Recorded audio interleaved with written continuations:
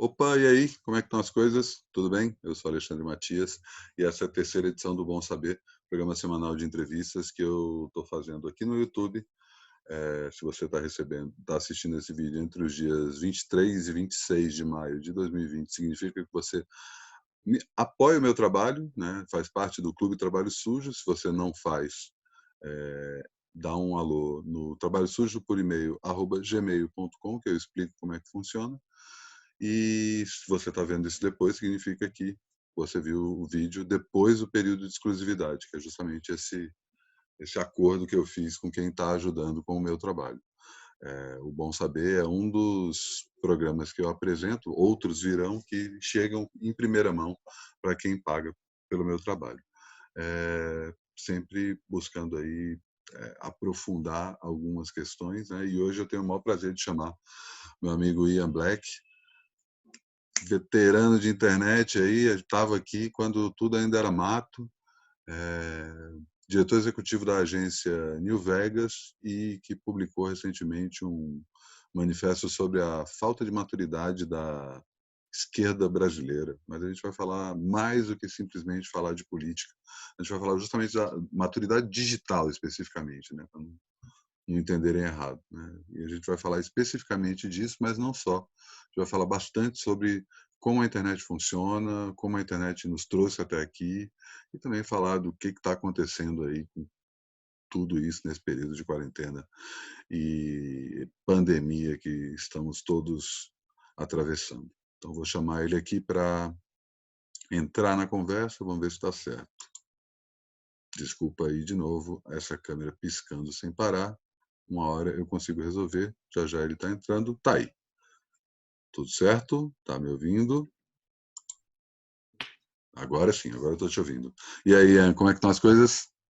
Tudo ótimo, agradeço o convite de estar aqui, poder bater um papo contigo, a coisa que a gente está se devendo há muito tempo, né? Pois é, né? O último papo que a gente teve põe aí uns 5 anos, pelo menos, ali perto da Heitor, ali, lembra daquele Sim, restaurante não, ali? não, mas a gente foi comer uma acarajé depois, tu, Pode haja, crer, haja, pode haja, crer, é verdade, a é a Bia. verdade, é verdade. Eu estava comentando aqui antes de te chamar que a gente é do famoso tempo da internet a lenha, né? Totalmente, cara. Quando você lembra seus primeiros contatos com a internet, quando você publicou a primeira coisa na internet por conta própria? Ah, sim, tranquilamente. Ainda com HTML, né? Sim. Bem antes de Blogspot e tal. Aprendi a usar um pouco de HTML no Dreamweaver. Cara, tinha um monte de coisinhas, uns poemas escritos. Eu entrei, fiz o meu site. Não sei se isso provavelmente é o quê? 98, É isso aí. 99, assim. Enlouquecendo, era isso? Enlouquecendo, cara, Enlouquecendo. exatamente. Durou quanto? Virou blog depois? Chegou a virar blog depois, isso foi, cara, até mais ou menos uns 2009, 2010, e, enfim, daí depois eu parei de publicar especificamente ali e comecei, enfim, a ter uma atuação de outro jeito em Coincide outras aí frentes.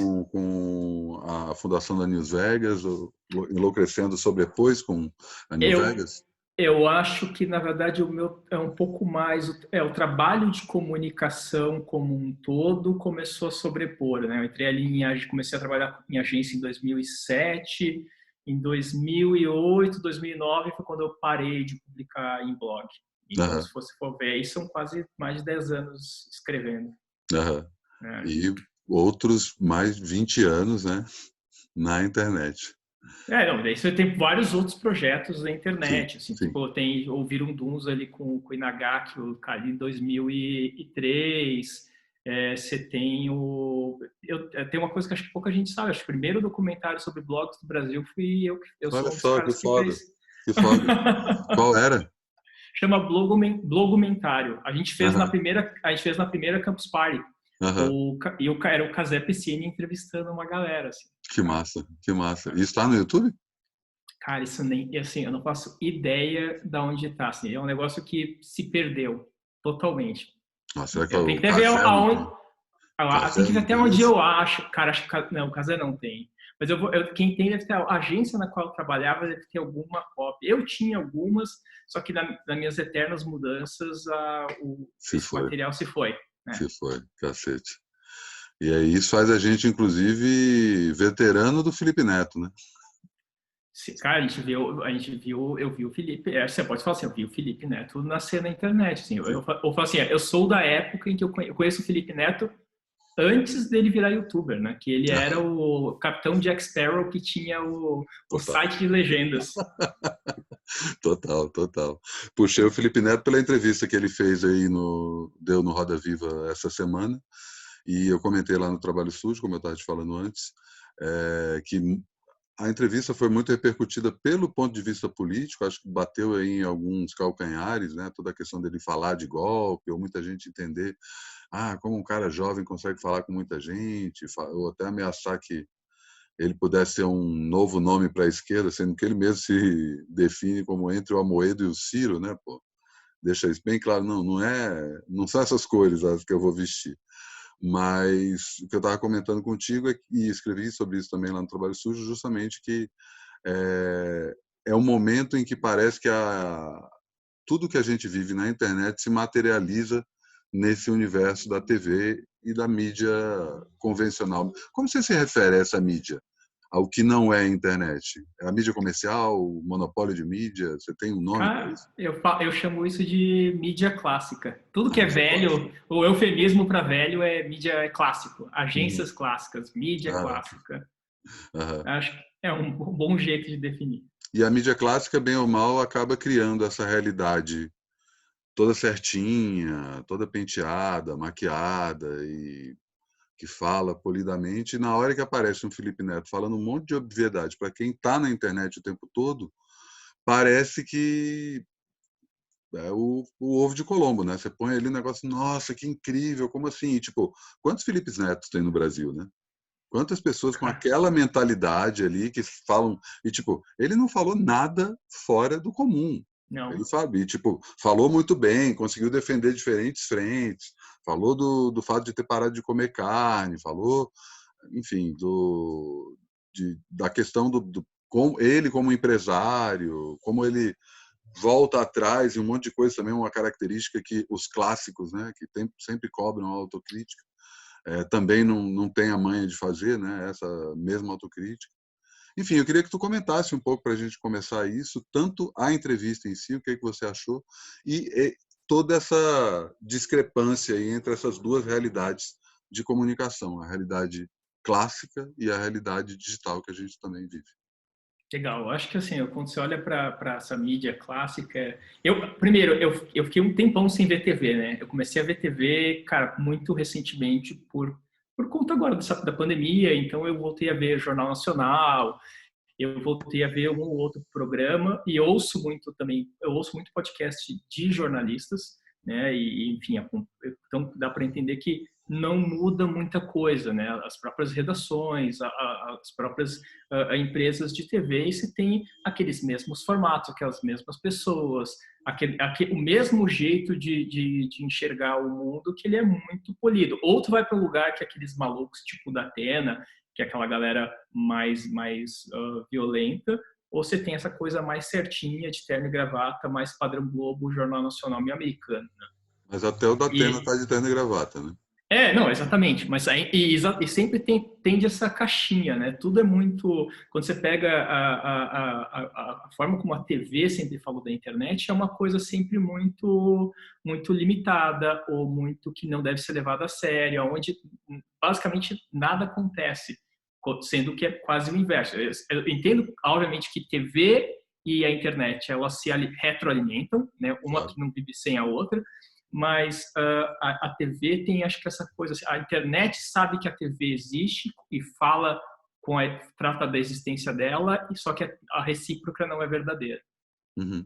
E eu acho que quando o Felipe Neto entra ali no Roda Viva, o que acontece é que ele chega despejando, né? Ele não se ele não se formata para a TV, ele chega ali sendo o Felipe Neto. Né? Uhum. E esse, eu não vou nem falar que esse novo Felipe Neto, porque quem acompanha ele minimamente sabe que essa postura dele, principalmente mais política, já vem até na época do golpe, embora fosse fosse outra postura, Claro. mas, cara, se você pega ali 2000 e 2018, ele já estava super Sim, engajado sim. nessa questão do Bolsonaro, tanto que tinha até uma grande esperança de que seria o Felipe Neto que ia salvar o Brasil e fazer o Bolsonaro não ganhar. E Aham. aí, quando ele aparece ali, eu acho que traz uma série de coisas interessantes. Uma é a forma como ele mostra que a visão dele do que está acontecendo, muitas vezes, ela é mais madura e mais realista que os jornalistas, ele entende mais as complexidades, e é justamente talvez porque ele é um cara na internet do que os jornalistas. Você vê os jornalistas, eles estão perdidos desde a partir do momento que eles falam da questão de fake news, da questão uma questão política, uma abordagem muito simplista, mas também muito das perguntas, que você pega muito o começo ali, todo mundo falando assim, mas tem tal coisa que você falou há muitos anos atrás. Cara, aquela pergunta do Edgar, meu Deus do céu, assim, eu quis enfiar minha cabeça no chão, assim, falando das coxinhas. E o Felipe Neto, ele, primeiro, ele deve ter tido uma baita de uma aula de media training. Uhum. Ele de fato foi muito preparado para responder toda e qualquer pergunta, e ao mesmo tempo, uma coisa que eu achei muito legal é que a todo instante a postura dele não é de arrogância, não Ataque. é de ataque, não é de apropriação. Eu acho maravilhoso a hora que ele fala. Cara, pode até ser que algumas pessoas começaram a falar depois de mim, mas não vai ser eu que vai tomar o crédito por isso. Uhum, Né? uhum. A todo instante ele fala, por mais que eu seja esse cara com toda essa audiência aqui, e que é uma audiência que é difícil de você quantificar, né? Talvez ele seja a pessoa física mais influente, uma das mais influentes da internet. Eu não tô aqui para me gabar, cara. Eu só sou um cara que entendo os meus poderes, entendo a influência que eu tenho, entendo o que está acontecendo no país e vou colocar isso a serviço do país. E eu acho que esse tipo de postura, por mais simples e óbvia que seja, tu não tava vendo, você não via em nenhum outro lugar. Né? Você pega, Uhum. sei lá, entrevista com o Toffoli, entrevista com qualquer outra pessoa que vai poderia ali no Roda Viva, até algum artista, ela não ia ter esse nível de, não é nem de provocação, mas esse nível de simplicidade, mas ao mesmo tempo é uma simplicidade que assusta, é uma simplicidade Uma clareza, que... né? Clareza, exato. E que daí eu acho que até arrisco dizer que talvez o Felipe Neto ele está inaugurando aí a nova era do YouTube mais adulto. Porque até Uhum. então, quando você olha o YouTube tem toda essa questão de conteúdo para criança, conteúdo para jovem, conteúdo para adolescente. E daí você pega algumas coisas, os movimentos que você vê, tipo o Átila, e o próprio Felipe Neto agora, talvez até seja uma ideia do Felipe Neto, a gente não tem como saber, que é começar a se apropriar desse espaço que é, cara, tem uma audiência adulta aqui que está totalmente carente de bom conteúdo e você que vou falar aqui, Total. né? Então e daí você pensa o seguinte, comparando a TV e o Felipe Neto, a forma como a TV se comunica ainda com todos os seus limites autoimpostos, e o Felipe Neto vai para um caminho em que ele está servindo a mesma audiência, mas com uma outra postura, a gente começa a pensar quem vai ganhar essa história. E aí você falou uma coisa da internet e da TV se retroalimentar, mas para mim é muito didático você entender que, tipo, antes da internet era só a TV que se retroalimentava. A partir do momento que você tem a internet na história, ela não usa apenas a TV, mas ela usa todo tipo de comunicação para se retroalimentar, inclusive ela mesma, né? Acho que a gente já pode falar de uma, não sei se propriamente de uma internet pós-moderna ou simplesmente de uma internet madura a partir do momento em que ela reconhece-se a ela mesma, né?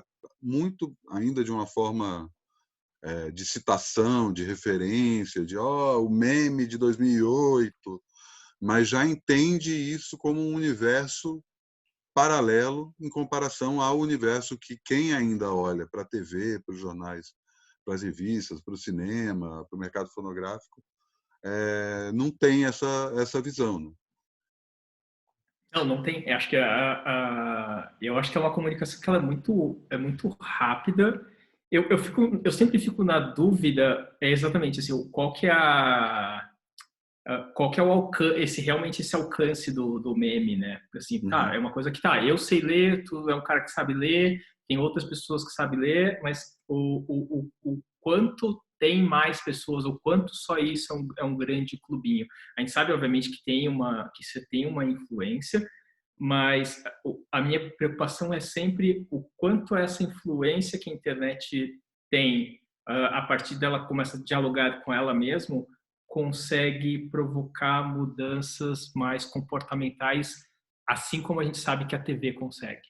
Aham. Né? Porque se você olha, sei lá, é isso, pega a Globo, os jornais, cara, eles têm um poder ainda, eles têm uma Claro. influência, né? E isso consegue, obviamente, mudar o rumo do país.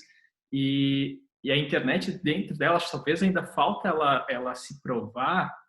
E quando eu digo a internet, eu estou falando assim, a galerinha da internet, que eu acho que tem. E que daí eu acho que quando a gente fala de internet, tem que ficar muito claro. Né? Você tem essa galera da internet, né, que eu falo que é a galera do meme, e que de um meme muito específico, mas e você tem outras galeras, né? Você tem a Uhum. galera do WhatsApp bolsonarista, quando você pega, acho que o WhatsApp também, daí é um outro, acho que daí você criou uma outra linguagem de internet que diferente dessa internet que a gente está falando, talvez ela não se auto-reconheça e Uhum. seja autorreferente, Uhum.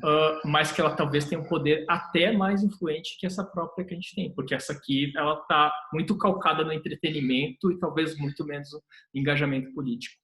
E tem outro aspecto também que tanto o WhatsApp e redes sociais, para muita gente que usa a internet pelo celular, né, que é o que torna o celular, efetivou a inclusão digital que a gente falava aí desde o começo do século. Ele chega no pré-pago, mas tem tanto algumas redes sociais ou o próprio WhatsApp como gratuito. E para muita gente, né, isso não é um fenômeno recente, é uma coisa que já tem uns 10 anos, a rede social ou o próprio WhatsApp é a internet.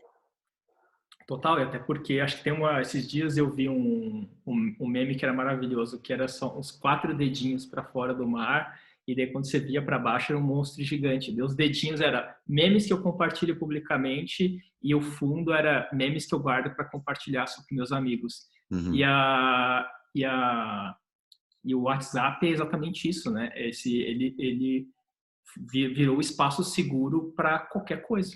Aham. É onde de fato a verdade, o que as pessoas de fato estão pensando, compartilham.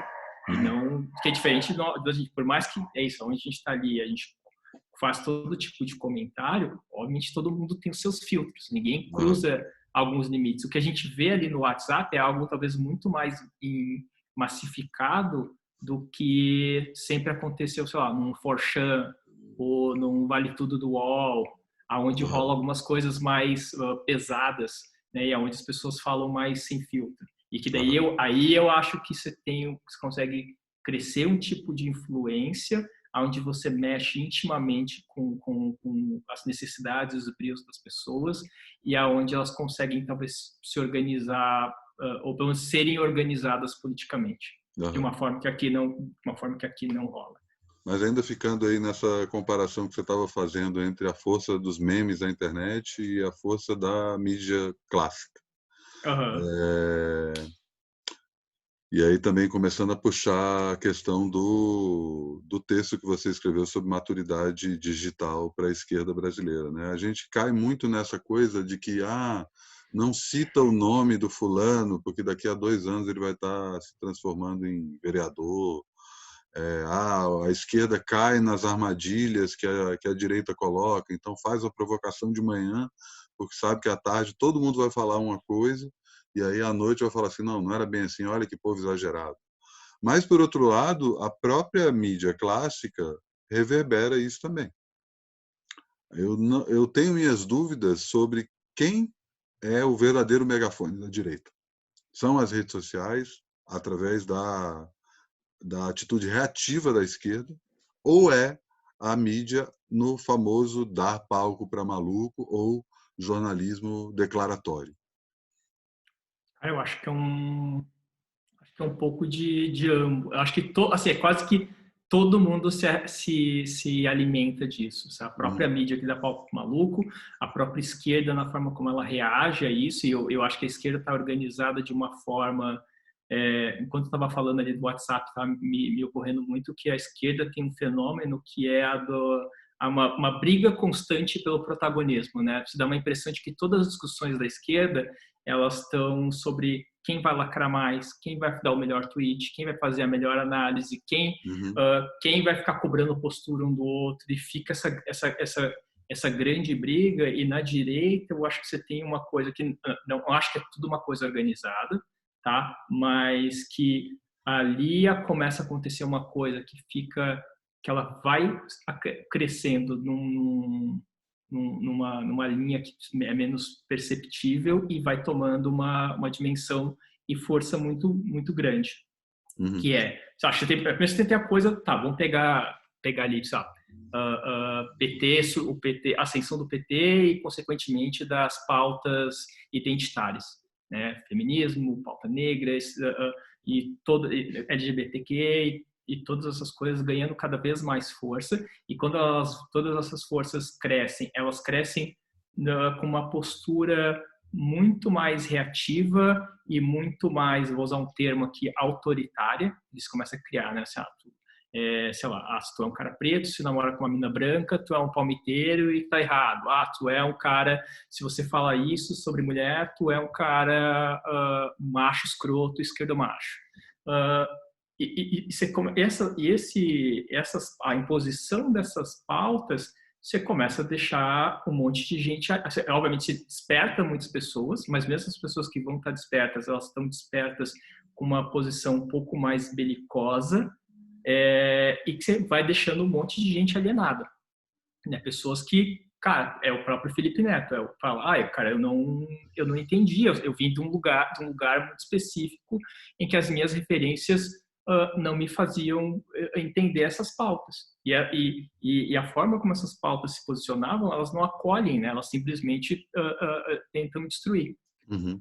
E que daí você pega toda essa galera que se sente inadequado, eles começam a ganhar... eles estão em grupos fechados, eles se juntam em grupos fechados, né? E lembre-se que os grupos fechados é onde pode se conversar sobre tudo.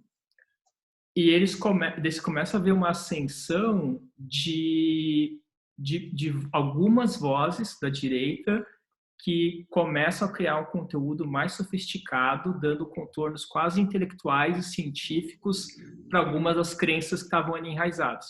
Uhum. Né? Aliás, tem uma série documental do Daily, do New York Times, que chama Rabbit Hole, que vai explicando um pouco isso. Por exemplo, você olha ali para o YouTube, vai começar a surgir alguns canais, né? E esses canais, eles estão muito associados a o conteúdo que muito dessa galerinha curte, anime, games. E daí você assistir um vídeo de videogame, por um acaso tem um vídeo desses relacionado. E conforme você vai assistindo outro. Daí vai aparecendo cada vez mais, e é quase que vai aumentando, e que você começa a criar quase que um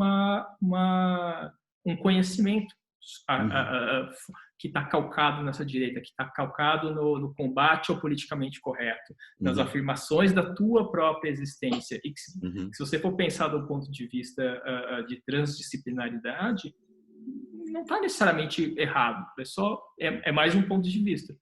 E que essa galera vai ganhando cada vez mais força e reage com a mesma cólera e com a mesma raiva que aquilo. Que começa a se impor de uma forma intelectual. Porque isso, a gente do lado, quem está mais à esquerda, tende a se achar mais inteligente, mais intelectualizado, e que o outro lado, ele é o lado burro, o lado do obscurantismo, mas só que a gente para e não discute tanto que aquele lado de lá acha a mesma coisa da gente. Claro, claro. Eles se acham inteligentes pra caralho. E daí a imprensa, seja pelo fato de que eles tentam dar essa imparcialidade, e obviamente eles têm uma questão comercial, A gente não está falando de meia dúzia de gato pingado ali lá Uhum. à direita, é quase meio a meio. Claro, Você começa a dar espaço. os dois. Eles sempre existiram, na verdade, se eu pegar aqui agora, todos esses caras, eles sempre existiram, Uhum. e você começa a dar espaço para uma galera que vamos dar espaço para os dois lados. E você começa a criar essa polarização. Somar, daí você pega a questão da Dilma, né? Quando o governo dela, principalmente a partir do final do primeiro mandato, começa a ter inflação, começa a ter crise, e você pensa que o governo Lula, basicamente, o que ele fez foi potencializar o consumo, né, o empoderamento através do consumo. Então, você está viajando mais, você está comprando celular, você está podendo estudar, você sempre consumo, consumo, consumo, e você começa a perder o poder de consumo, você começa a criar uma classe que está completamente, cara, desesperançada, Uhum. e obviamente você junta isso à questão de corrupção. E isso junta ainda mais com a questão do WhatsApp, grupos de família, aonde está toda essa massa de pessoas frustradas por causa do consumo. Você tem um ambiente muito fértil para continuar circulando essas informações da direita. E a grande mídia também, né? E não dá Não, e para tirar. a responsabilidade da grande mídia também, mas que sempre foi isso, se for pensar. Claro, claro. É quase uma coisa meio cíclica, né? Uhum. Você vai estar de um lado ou vai estar de outro, de acordo com o interesse deles naquele momento. Uhum. Você acha que lacrar é reacionário? Cara, eu vou falar uma coisa que...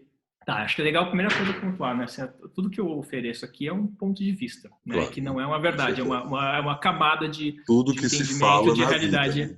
Ninguém tem a verdade absoluta, né? Isso, então é só importante que daí, senão você, o Ian falou tal coisa, blá, blá, blá. Então, assim, eu tenho vários, acho que assim, mesmo quando a gente olha para a questão da lacração, eu posso te dar várias interpretações dela. Eu Uhum. posso entender, de fato a lacração ela tem um sentido político de construção e que ela é importante, sim, ela tem isso também. Uhum. Né? Mas e a gente está falando muito aqui da comunicação entre o que se fala e o que se recebe. Uhum. Né? E quando a gente fala do que se recebe, eu acho que é importante a gente sempre pensar que a gente só se preocupa que a gente que está falando, a gente não se preocupa como é que isso vai ser recebido do outro lado. Uhum. Né? Quem é a pessoa, qual é a vida dela, como ela vai receber aquilo. E daí, acho que a lacração, ela tem isso também, porque a lacração, ela tem um caráter violento. A lacração, ela não é um diálogo. Uhum.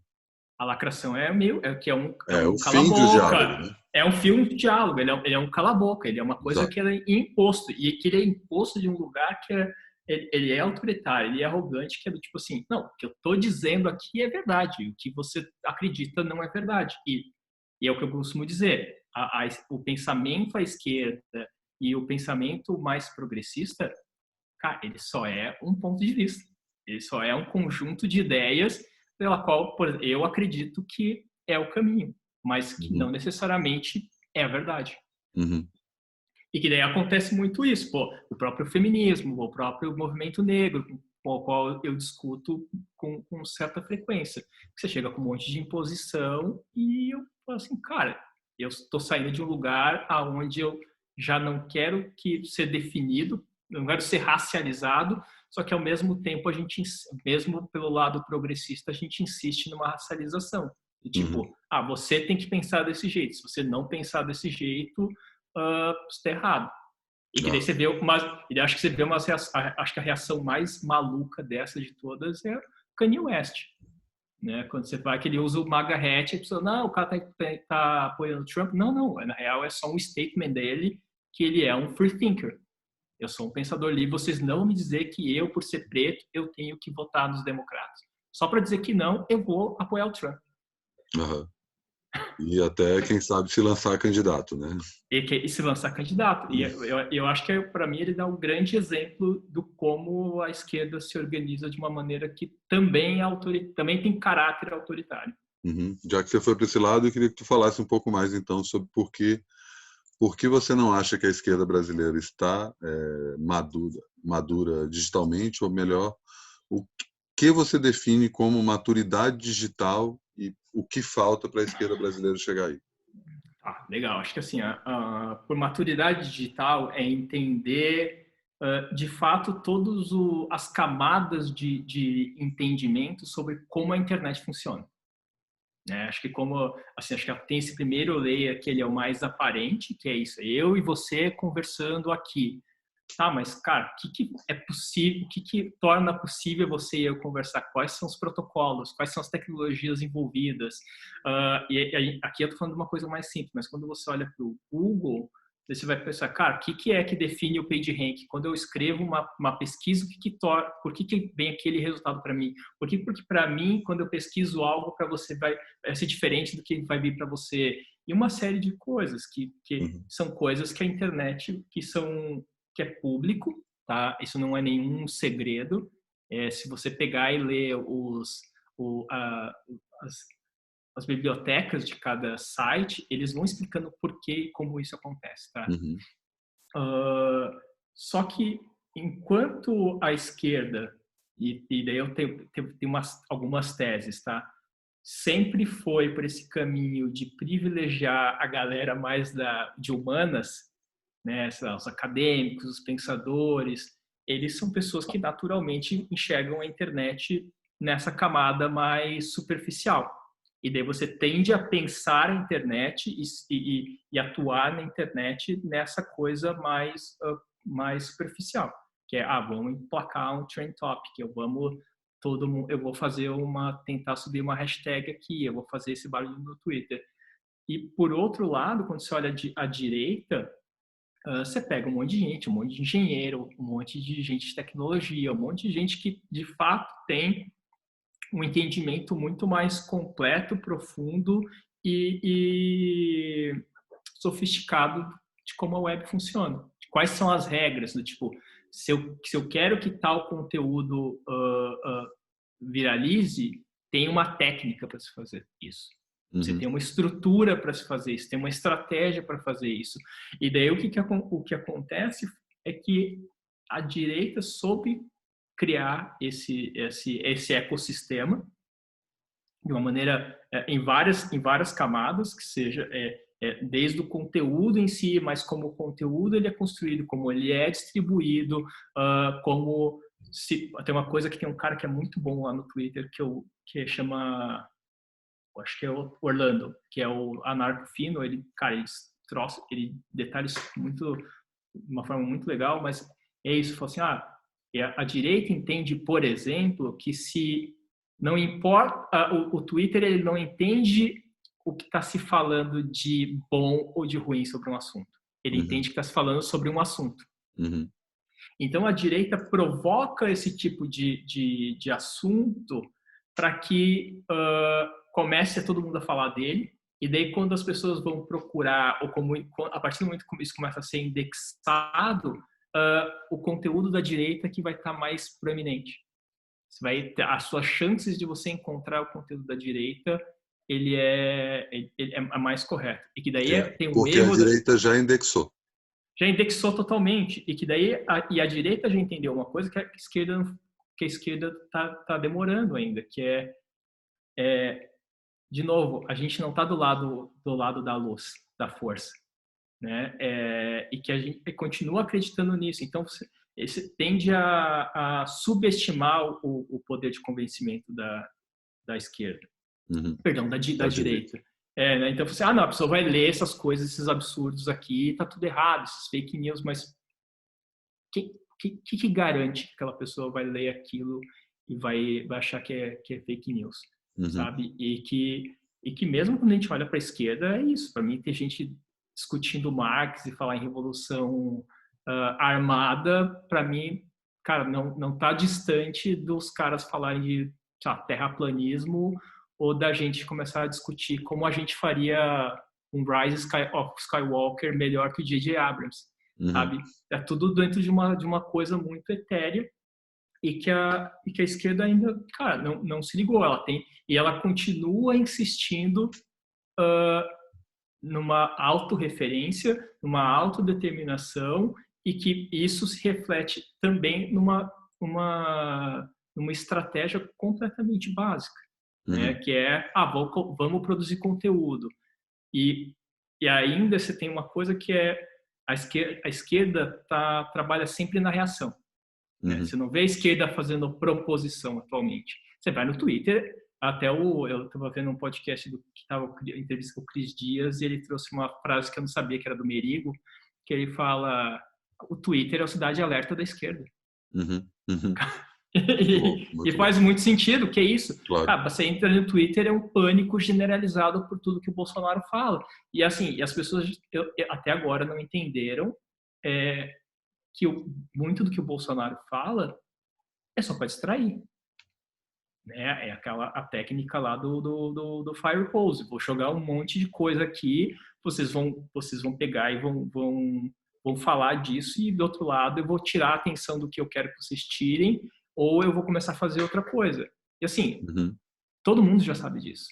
Só que a esquerda continua caindo, e daí você vê uma coisa que parece que não tem ninguém organizando essa coisa. Né? Quando você vai conversar com qualquer pessoa que trabalha dentro de política, cara, é assustador. Não tem um pensamento sofisticado, não tem uma estratégia, não tem uma coisa de longo prazo, que é algo que a direita tem há muito tempo. E daí acho que foi a partir da eleição de 2008 que eu comecei a perceber que foi assim, cara, tá, vocês não estão nada organizados, você tem um monte de coisa que poderia ser feita, que é importante, sabe? Vou pegar o mais simples de todos, tá? Começar a organizar os influenciadores. Vou começar a organizar os influenciadores. Mapear os influenciadores e trabalhar para que eles comecem a falar de pautas que interessa a esquerda, e que você lá na frente começa a converter isso, seja para eleger primeiro vereador e depois deputado. Sabe? Isso poderia, se isso já fosse feito, já ia mudar a coisa pra caralho. Só que isso isso ainda não é feito. E acho que tem essa coisa, você tem uma questão de dados. Por exemplo, eu tenho um amigo meu que ele trabalha com dados, tá? E ele trabalhou muito na eleição de 2018. E ele conseguia, o trabalho dele era conseguir prever, a partir de dados de redes sociais, IBGE, fazer notícia, cruzar várias coisas. O trabalho dele era determinar qual ia ser o resultado do Datafolha e do Ibope antes que ele saísse. E ele acertava, porque assim, o cara é pesquisador, é um cara foda pra caralho. Então assim, essa tecnologia existe.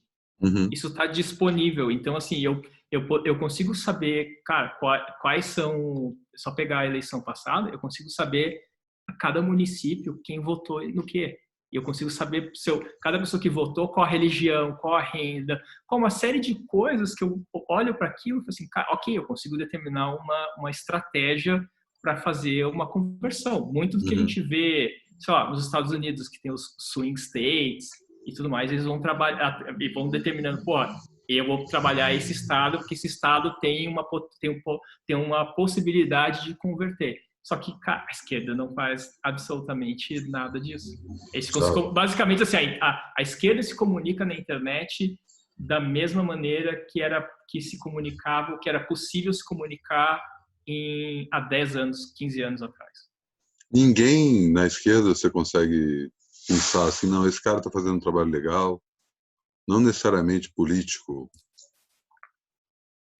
Cara, assim, o que eu consigo enxergar, na verdade, são pequenas iniciativas. Pega a galera da bancada ativista, conseguiram organizar uma galera e fazer. Mas eu sei também porque é isso. A bancada ativista, ela, logo no começo da campanha do ano retrasado, eles juntaram uma galera boa. Galera de publicidade, galera de pesquisa. Eu mesmo tive ali envolvido no começo.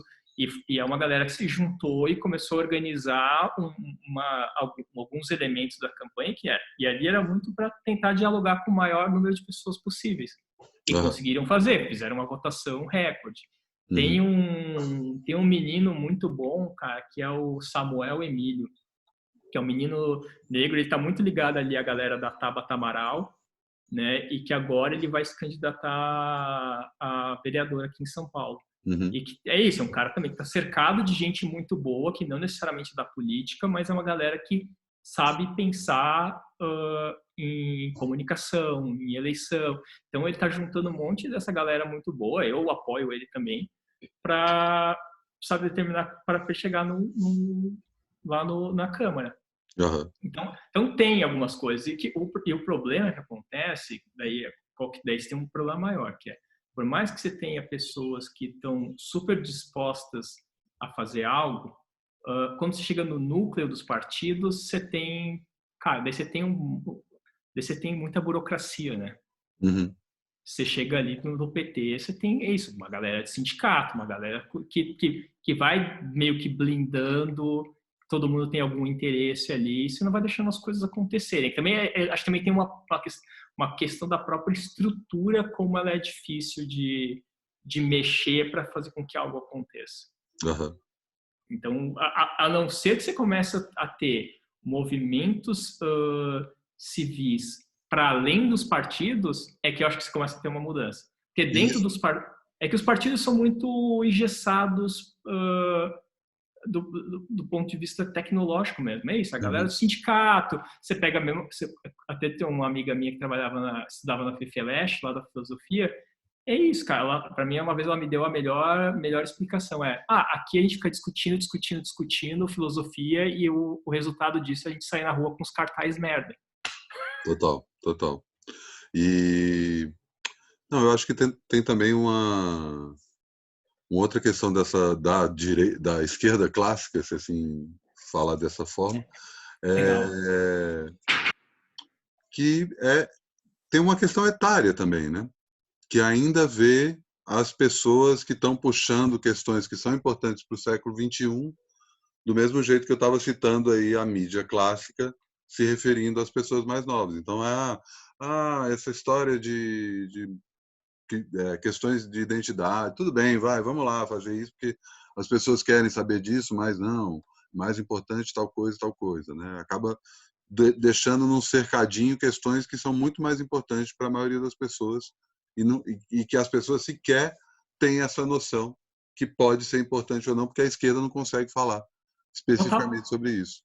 Total, acho que assim como a esquerda tem aquela bronca que o Mano Brown deu em todo mundo lá em 2018, cara, é isso, o quanto a esquerda não consegue enxergar alguns setores da sociedade, que é, por exemplo, a galera da periferia, tal, e a mesma galera agora tecnológica, porque na época, ali em 2018, cara, a hora que começou, que a água bateu na bunda e que falou assim, não, a gente precisa fazer alguma coisa, o que chegou de hacker, de galera de dados, de galera de comunicação, um monte de gente querendo ajudar e que ligar à esquerda, estava ali disponível. Todo mundo falou assim, não, cara, vamos fazer. Né? Tanto que eu brinco, assim, a sensação que eu tinha naquela época, quando você estava na sala, é uma coisa meio Star Wars, todo mundo reunido naquela sala de briefing, vamos atacar a Estrela da Morte. Uhum. Uma galera muito massa. E só que, cara, provavelmente ninguém daquela turma foda seguiu depois. Uhum. Sabe, você tinha, porque acho que eles não souberam aproveitar muito daquelas pessoas, e ao mesmo tempo você tinha ali algumas pessoas que estavam mais interessadas em começar a protagonizar alguns movimentos mais interesses próprios e Uhum. sumiu, não teve mais nada. É tudo muito tático e pouco estratégico, né? Meio o que acontece, o que a gente pode fazer a partir do que já aconteceu. Não, não É, tem uma proposta, né? Como você mesmo colocou. não, demora, eles basicamente começam a pensar muito em comunicação, é isso, há pouquíssimo tempo antes da eleição. Uhum. E saindo da esquerda e indo para a comunicação, você vê alguém legal na mídia clássica fazendo coisas que estão dentro dessa tua ideia de maturidade digital? Quando você diz de marca ou alguma coisa assim, Eu estou falando mais de meio de comunicação, que está conseguindo hum, sair disso, assim, não especificamente marca. cara, acho que o UOL, eu acho que eles estão fazendo uma transição muito boa. Acho que o UOL entendeu que mais do que eles tinham muito essa característica de ser um site de notícia e o UOL está virando uma coisa de entretenimento, uma empresa de conteúdo, né? A gente faz conteúdo. Você vê, Uhum. obviamente, coisas mais antigas, tipo o UOL Tab. Nos últimos dias eu comecei a ver que tem muito eles estão abrindo espaço para muita gente de várias pautas distintas. Você tem os podcasts do UOL, para mim, esses caras são ótimos. Os deles, da Folha, são muito bons. Eles estão começando, eles já estão investindo há muito tempo e a coisa está crescendo. Então, pô, dá para perceber que o UOL entendeu que tem alguma coisa aqui e a gente tem que fazer, que abraçar, sabe? Para mim é o exemplo, cara, o Chico Barney está no UOL, assim. Tá? Para mim tem uma coisa de como o UOL está percebendo. Acho que a própria Globo, né, cara, também está fazendo aos poucos, o próprio Globoplay. Isso, eu não tenho antena de TV, cara, tem o Globoplay que eu mando o sinal. A Globo contratou o André Vinícius, que é o cara comercial que era do UOL por muitos anos, assim, um cara muito foda e que foi para a Globo. E a própria Globo também trouxe um cara que era o Sérgio Valente para fazer a comunicação dali, que foi mais ou menos onde a gente começa a ver o fim da era Hans Donner. Então, assim, a Globo também está com esse movimento. Eu acho que quando a gente pega de grandes empresas mais clássicas, eu acho que talvez sejam as duas empresas que estão fazendo algo interessante. A própria Folha, eu acho que a Folha parece que estava indo num caminho ali com uns podcasts muito bons. Aquele Presidente da Semana era maravilhoso. Sim. Você tem outros que são muito legais, mas a impressão que tem é que eles entraram ali num platô. Mas, cara, assim, nada muito surpreendente. Que fala assim, caralho, você tem essa galera fazendo algo. Quando você olha para podcasts mesmo, que eu acho que é uma mídia que a gente está falando e vendo bastante, acho que tem muito pouca... Acho que os formatos não variam muito. Quando você olha lá fora, o que está sendo feito lá fora, e quando você olha aqui para dentro, ainda não tem... Só mesa redonda, né? Só mesa redonda. E eu acho que também tem um pouco de uma preocupação aqui, que é a gente já começa pensando como eu vou ganhar dinheiro. Então, você tem um problema que é... Você começa a pensar o teu formato de uma forma que se adeque para a publicidade. O modelo de negócios. Né? O modelo então, de negócio é mais importante que o próprio conteúdo. Total. Eu sempre profetizo que a hora em que a gente começar a ver, na verdade, um grupo aí que faça podcast que tente ir para um caminho mais artístico, experimental, a gente começa a ver algo que vai fazer mais sentido. A gente fala assim, agora está vendo inovação, mas quando a gente pensa mesmo podcast, a gente tem muito podcast, mas em termos de formato, inovação de formato, não muito. Engraçado. E eu queria pegar aí também um assunto da semana, né, que também usar esse assunto para a gente dissecar um pouco mais essa coisa do que é essa grande caixa preta chamada internet, embora você tenha dito que a bula está nos próprios sites, né, dá para entender como funciona, que é esse perfil Sleeping Giants, que começou a denunciar para as empresas que patrocinam sites sem saber que elas patrocinam sites de extrema-direita, intolerantes, que espalham notícias falsas e tal. Queria que você falasse o que você acha dessa iniciativa e aproveitar para explicar como isso funciona e por que é tão na veia. Tá, isso é legal porque acho que a gente pega... Acho que para explicar isso, acho que vale a gente entender como era feita a publicidade antes. Né? A publicidade antes, ela era proprietária, ou seja, sei lá, eu sou o UOL e eu tenho vários sites, quanto mais sites eu tiver, melhor, porque eu tenho espaço para veicular propaganda. E eu, por exemplo, eu como agência que represento um anunciante, eu ia lá no UOL e falei assim, UOL, eu quero comprar um espaço aqui para conversar com mulheres com 35 anos que falam de carreira. Eles disseram, não, a gente tem um site aqui, que é um site cujo conteúdo ele é consumido por esse público. Tá? Se a gente não tem, a gente pode criar esse site. Exatamente, eles iam entendendo a demanda e se vai criando produtos que atendam aquelas demandas. E o UOL, pela audiência que ele tem, ele consegue construir essa audiência. Tá? Beleza, isso era a forma mais tradicional. O que começou a acontecer depois... É interessante que o UOL, por exemplo, ele tinha o próprio ad server dele. Então, Você comprava a mídia no UOL e o UOL mesmo ele era responsável por distribuir aquela propaganda na plataforma dele. O que começou a acontecer é um modelo muito parecido com o Google, né? Com as propagandas do Google. Que é isso? A propaganda do Google todo mundo tem os seus sites, né? O seu blog, alguma coisa mais independente, e você coloca o Google AdSense, né? Que você coloca a propaganda, se alguém entra ali, o Google depois te remunera. Esse modelo era um modelo intermediário e daí você começou a ter que é uma questão da mídia programática. O que é a mídia programática? São grandes grupos de mídia, empresas de mídia, que elas têm contratos direto com todas as empresas. Então, eu tenho um contrato com o Google, que controla um inventário específico. Eu tenho um contrato com o UOL, que tem todos esses sites aqui. E eu comecei a parar de comprar por site. Então, eu falei assim, eu quero comprar nesse site aqui, porque esse site fala com esse público. Não. Agora, eu agência, vou lá e falo assim, olha, eu quero comprar... quero exibir essa publicidade por esse grupo específico, mulheres de 35 que têm filhos. Beleza. E daí, o que acontece? Todas essas empresas de mídia, eles mapeiam, eles começam, através dos cookies, né? Eles conseguem identificar quem são essas pessoas. Uhum. Então, independente de qual site, de qual for o site, se uma pessoa com essa idade, com esse perfil, entra nesse site, ela vai ver essa propaganda. Uhum. Então, eu comecei menos a comprar propaganda no site, pelo assunto, e eu começo a comprar publicidade baseada em pessoas. Uhum. E para esses caras, quanto mais eu tiver... E daí, qual que é a grande briga da internet? É inventário. Então, porque tem várias empresas dessas de mídia. Então, a briga dessas empresas de mídia é ter inventário. Quanto mais propaganda eu tiver nesses lugares, melhor. Uhum. Só que daí que começa a acontecer. Nessa briga por inventário, esses caras estão um pouco se fudendo aonde é que está a propaganda. Uhum.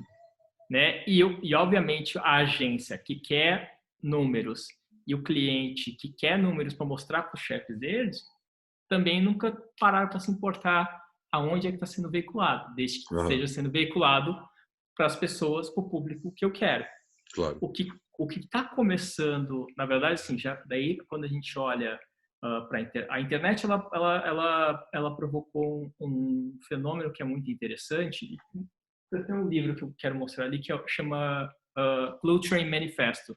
É um livro de 99, clássico, na qual os caras já falam a real. Assim, com a internet as pessoas começaram a se organizar e por elas se organizar elas começam a conversar sobre os problemas dela. Então você cria uma nova camada de conhecimento em relação às marcas, que antes era só as marcas na TV falando como elas são fodas, mas as pessoas falando o quanto elas são uma merda também. Uhum. Né? Então a internet se populariza junto com essa nova relação das pessoas com as marcas. E isso vai e daí, obviamente, as pessoas começam a entender que elas podem questionar as marcas. Uhum.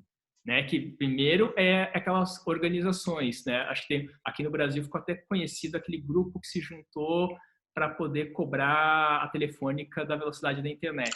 Foi um dos primeiros movimentos que existiram. Mas daí quando começa a existir Twitter e Facebook e Instagram, as pessoas começam a utilizar as redes sociais também para reclamar. Mas essa ideia de reclamar das marcas sempre foi uma coisa que, sei lá, nos últimos 20 anos é uma coisa meio naturalizada. Você sabe que você pode xingar uma marca. Você sabe que você pode exercer uma pressão. E obviamente, você vai misturando isso com a questão política, porque a gente está cada vez mais politizado, né? Que é isso, pega a nossa época ali em Poplist, em todos aqueles grupos, cara, não se falava de política, basicamente. Eu falava de uma maneira muito mais tranquila. Mas agora, não. A política, basicamente, domina a nossa existência. Então, você tem pessoas reclamando de marca e pessoas politizadas. E daí você começa a ter... E, obviamente, você tem movimentos, né? Agora, a gente está num movimento em que o progressismo, você vê os valores progressistas tomando mais conta da pauta, com o apoio da mídia tradicional, principalmente Globo, e daí você começa a possibilitar questionar algumas marcas por que elas estão tomando determinadas posturas. Até porque, quando você olha para a publicidade nos últimos 5 anos, basicamente as marcas se apropriaram de todas as pautas identitárias possíveis e imaginárias. É quase obrigatório falar de pessoas pretas, pessoas gordas, mulheres, pessoal trans. As marcas virou um negócio isso. E, obviamente, essas pessoas, ao assumir essas bandeiras, essas marcas também estão suscetíveis à pressão desses mesmos grupos. Claro. Né? Claro. E daí o que você vê agora você tem esse movimento que já lá nos Estados Unidos, porque, enfim, americanos são nerds e são mais organizados enfim, tem essa questão mais estratégica. Que já estavam fazendo isso, eu acho que isso até soma essa história da esquerda, né? Porque ali é isso. Cara, como a gente ferra esses extremistas? Cara, fazendo doer no bolso. Né? E daí você começa... daí, beleza. Daí, recentemente, acho que o El País falou deles agora, foi quando todo mundo começou a falar, e algum moleque aí viu a história e resolveu, vou adotar e vou fazer como? Correu, pedi lá a autorização, começou a fazer aqui no Brasil. E, cara, e provavelmente por causa desse contexto político agora, que a gente está vendo com o coronavírus, com uma possível iminência do Bolsonaro cair, essa pressão ser cada vez maior, e a gente está no momento em que as marcas... o que acontecia antes é que as marcas eram questionadas, meio que ninguém se metia muito. Agora é impossível você não se posicionar. E daí você está cobrado, né? Isso está sendo cobrado com a própria imprensa cobrando, porque é isso, para a imprensa interessa isso, porque o Bolsonaro é inimigo declarado da imprensa. Então você tem um ambiente hoje em que é favorável ter essa pressão e, consequentemente, as empresas começarem a derrubar toda a publicidade desses sites. Claro que daí você tem que começar, porque eu defendo é que tem que começar a também ter um questionamento do porquê que a publicidade permitia isso. Isso já existia, estava aqui, né? Claro. Por que a gente não estava discutindo isso antes e quem são as pessoas que são responsáveis e como elas vão ser responsabilizadas por isso? Mas, cara, a tendência é que você tenha uma derrubada geral da renda desses sites. Tá? Você já viu o Carluxo reclamando? Já estava reclamando disso, né? Reclamando com... Ele nem tirou, ele tirou o print com o Twitter do Jair, né? Ele tirou o print ali, aí você vê que o primeiro cara para responder é o ícone do pai dele. O cara nem disfarça. Tu acha que ele cai? Saindo um pouco de... Cara, então, eu tenho várias teses aí. Acho que uma das teses que eu tenho é que, cara, Bolsonaro, de certa forma, pretenciona essa questão da quarentena, porque ele sabe que vai ter uma grande resistência. Você tem um negócio que quanto menos as pessoas ficam em quarentena, mais você está alongando essa merda, né? E que, cara, quanto mais tu alonga isso, menos as pessoas vão pra rua, né? E menos as pessoas protestam. Porque é isso, acho que se as pessoas pudessem sair na rua, o Bolsonaro provavelmente já estaria caído, porque, cara, ia ser muita gente na rua, umas coisas muito parecidas com a Dilma, a popularidade dele ia cair de uma velocidade muito maior, e daí, ia estar muito aberto para esse processo. Nesse período que ele está tendo, que as pessoas não têm como protestar publicamente na rua, que faz uma diferença, ele está se cercando do centrão, né? Então ele acho que basicamente já garantiu a maioria para impedir qualquer processo de impeachment via Congresso. E, cara, daqui a pouco é isso, ele vai poder indicar alguém para o STF em novembro, porque o Celso de Mello se aposenta. E em fevereiro o Rodrigo Maia sai também. E provavelmente ele vai ter força suficiente para eleger um presidente da Câmara. Então, a minha tese aí, a minha teoria da conspiração é que, cara, o Bolsonaro, na real, ele, no fundo, o objetivo dele é fazer com que, na verdade, a quarentena dure mais tempo. Uhum, uhum. porque no final das contas ele consegue segurar para fazer algumas mudanças políticas que garantem que ele não caia de jeito nenhum. Aham. Mesmo com a popularidade dele começando a sair do nível que estava. Porque assim, o grande problema é que assim, não vai adiantar muito a popularidade dele cair e no Congresso ele ter maioria, né? Aham. Vai É. ser que nem o Trump agora, né? Que chegou a passar, passou no Congresso, mas no Senado não passou. Aqui eu acho que não passa nem. Agora eu acho que o Centrão, se tiver uma coisa meio coesa, mesmo sem o MDB, cara, não passa. Não passa. Aham. Torcer para você estar errado. Não, cara, eu também. Puta que pariu, sim. E como é que você está encarando aí essa quarentena? Enfim, tanto Cara, pessoal quanto profissionalmente?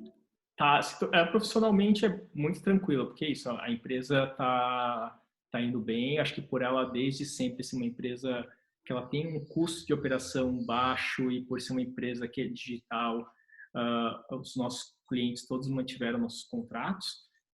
A gente fez uma escolha ali de manter todos os funcionários, né, de não demitir ninguém, por mais que a gente entenda que a nosso volume de negócios daqui até o final do ano vai diminuir. Então, é preferível para a gente terminar o ano zero e talvez até assumir um pouco de prejuízo, mas não fazer demissões. Uhum. Né? Acho que é um momento importante, porque é isso, incertezas, demite alguém, você não sabe se a pessoa tem chance de ser recontratada. Então, acho que a gente considera como assim, e que é uma coisa que a fundação da agência sempre foi nessa coisa de a gente tem que provar que a gente é o tipo de empresário que a gente gostaria que todo mundo fosse. Aham, Né? Então, aham. tem um pouco disso, mas, enfim, eu estou conseguindo trabalhar numa boa. Cara, e minha rotina, ela é bem tranquila. Eu moro no Pacaembu, né, cara? Tipo assim, bairro de casa, que não tem ninguém nas ruas. Eu tenho 4 cães, então eu basicamente saio com eles todos os dias, dou uma volta no bairro, vou até ali o estádio, volto com eles e passo meu dia trabalhando umas 6 horas e depois eu me dedico a alguma coisa. Eu voltei a jogar videogame, coisa que faz tempo que eu não fazia, então eu tenho jogado mais videogame, voltei a ler quadrinhos, cara, voltei a ler X-Men, que é uma coisa que eu não lia há muito tempo. X-Men atual? E sim, cara, tem um negócio, até peguei e guardei aqui, ó. Chama House of X e Ah, Powers pode of crer. X, que é Ouvi meio que falar. uma nova. Que é um momento em. A história é maravilhosa, né?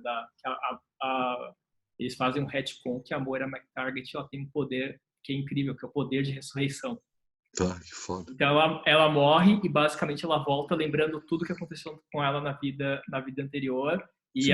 e basicamente vai algumas vidas até ela chegar e ela sempre vai percebendo que vai dar uma merda em algum momento até Uhum. ela monta uma estratégia para o Magneto e o Xavier se juntarem e começarem a criar uma potência mundial. Mas enfim, então, cara, comecei a ver isso, comecei a ler quadrinhos, comecei a montar umas playlists, Uhum. tendo falar com algumas pessoas com frequência, o Uhum. que elas estão fazendo. Também fico muito atento se alguém está precisando de alguma conversa, alguma coisa, porque isso está Legal. acontecendo, Importante.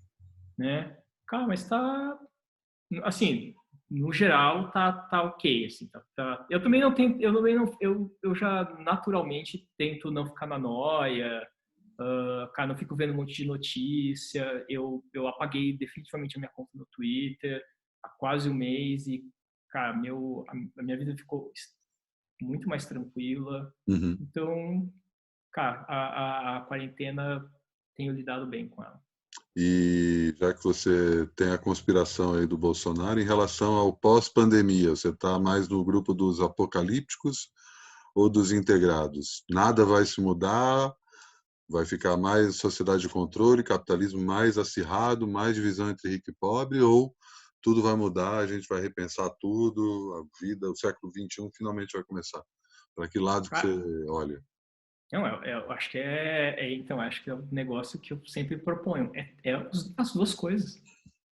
Cara, você não tem, se vai ter, é entender que, cara, é isso, tem vários níveis você vai e várias forças e que essas pessoas, que essas várias forças, elas atuam de acordo com o interesse delas. E Uhum. então, o que eu posso dizer é que na verdade assim, a gente vai para um mundo de extremos, né? Uhum. Então, assim, o que já acontece agora vai acontecer com mais força. Então, se você é rico e já legisla para você ter mais facilidades em termos de uh, precarizar leis trabalhistas e ter mais mamata do governo, mas claro, as pessoas vão fazer cada vez mais isso. Né? Uhum. Você vai ter a galera que está investidores, vão pressionar para que cada vez mais você tenha lucros de investimento. E os movimentos sociais provavelmente vão ficar mais radicais ainda. Então, o que acho que vai acontecer é meio uma radicalização maior, porque como você tem umas estruturas de poder mais frágeis, todo mundo vai tentar segurar o teu, né? Ocupar espaços dos outros. Você estava falando de quadrinho aí, eu vi duas previsões. Uma foi o Foracheri que tweetou que o Graham Morrison acha que a gente vai ver um novo punk surgindo agora, que cada vez mais jovens revoltados, puto com tudo, quebrando tudo, a gente vai ver uma nova era de ruptura cultural. E o Mark Miller, por outro lado, acha que a gente vai entrar numa era de as coisas mais adocicadas e mais água com açúcar e mais sem graça possível, sempre meio característico dos períodos pós-guerra, né? Que é tipo, não, vamos parar de pensar em coisa ruim, vamos só pensar em mundo cor-de-rosa. Você acha que as Mas, duas coisas podem acontecer ao mesmo tempo? na verdade, as coisas já estão acontecendo ao mesmo tempo. Porque, Aham. cara, eu acho que a gente, de certa forma, a gente representa essa outra parte do Mark Miller, Uhum. que é a questão, cara, a galera fazendo pão, é a galera que é a galera mais hipster aqui, que é isso, tô assistindo umas séries, que é uma galera que tende a querer ficar cada vez mais sossegado, que é a galera que provavelmente vai ter um relacionamento monogâmico daqui a pouco. Eu acho que é isso, uma galera que tende a ter uma galera que provavelmente vai começar a migrar de São Paulo para morar em outros lugares, viver em comunidade. Você tem isso e, cara, e para mim, assim, o punk hoje é o rap, né? Você tem Sim. então, talvez você vai ter uma acirrar isso ainda mais, de fato. Então, acho que as duas coisas. Acho que depende muito do lugar onde você está e o quanto você está mais ou menos desassistido, Aham. Total, né? total. Demais. Acho que é isso aí, cara. Deu acho que uma horinha de papo aqui. Ótimo papo, aquele velha história. Poderia continuar por um Bom, bom tempo, mas adorei. Muitas considerações boas, um papo muito didático para muita gente.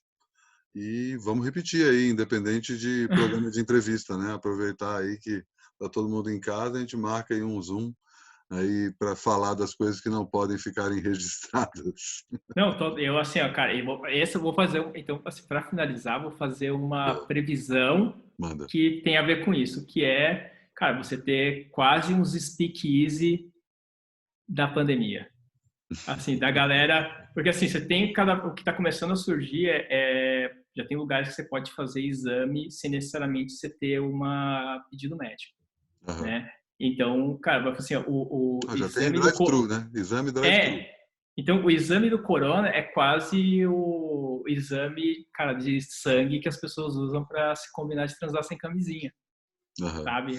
E vai ser um pouco isso, ó. Você tem ali o grupinho dos imunizados que assim, cara, vamos tomar um drink aqui. A gente não precisa sair falando foda-se a vida igual a Pugliese, Uhum. mas, cara, você vai ter, vamos se juntar aqui. Ou, pô, ali na casa do Ian vai rolar um grupinho ali que a galera que tá Você já pegou o imunizada. corona? Se você não pegou o corona, É, fica em casa. Mas se você já pegou, vai para aí. cara, Mas então acho que vai ter essa é uma tendência que vai acontecer.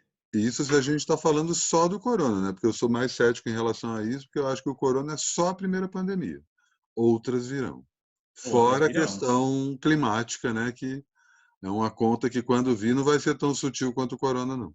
Não, cara. É Mas assim, é. isso eu acho que é uma coisa interessante, assim, que a gente vai. Acho que a gente é a geração que provavelmente vai ver ainda mais mudanças radicais do que no século XX viu coisa pra caralho, né?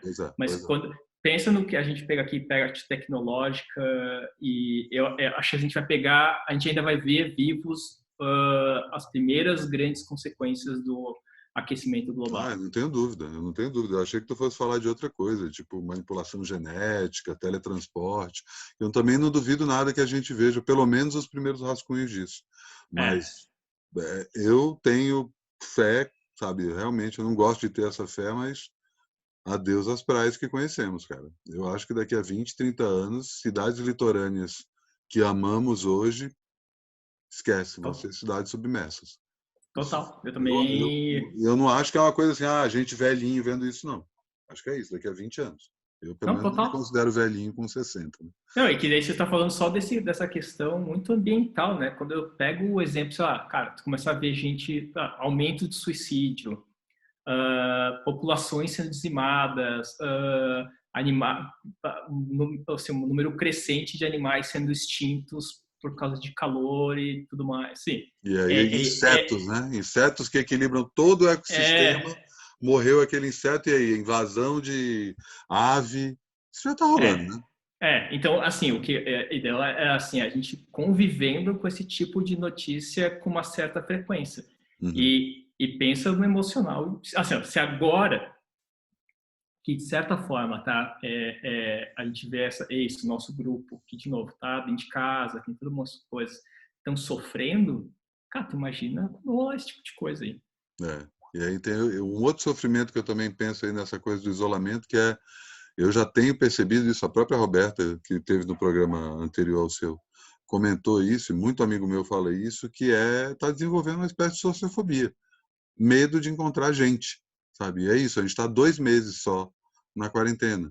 E tem gente que não desce o elevador, sabe? Tem gente que não pisa fora do prédio. Eu faço compras uma vez por semana, é o único momento ali que eu preciso dar uma respirada de ar fresco, preciso tomar um sol de verdade e andar um pouco. Aí eu dou essa caminhada, mas tem gente que, tipo, amiga minha outro dia saiu para fazer compra e voltou com medo para casa. Ela não conseguiu entrar no supermercado porque viu muita gente. E isso com 2 meses. Imagina se a gente ficar aí com essa previsão que a gente vai ter no Brasil até o final do ano. Olha o impacto que isso tem no inconsciente e como é que isso muda tudo. Mas, enfim, como eu falei, né? Papo para mais outra hora de conversa. Né? Exato. Que belíssimo epílogo aqui. É isso, otimismo e pessimismo ao mesmo tempo, né? Você está puxando essa coisa que é o bom e o mal o tempo todo, então para que fugir disso? A todo instante isso, meu, é o equilíbrio da força. Demais, Ian. Quem quiser te seguir, já que você não está no Twitter, como te acompanha? Instagram, @IanBlack. Só isso, é a única rede social que tu Cara, direto. Só isso. Maravilha. Valeu, velho. E depois eu vou cobrar a tua dica lá pro Climatias. Você furou a fila aí, veio primeiro para a entrevista. Porra. Queimou aí, essa aí não vale mais não. Não, mas tem uma pilha aqui, ó, de coisa, de livro, uma coisa, vamos deixa para depois a gente faz isso, beleza? Valeu, fechado. velho, fica bem, coração. Abraço.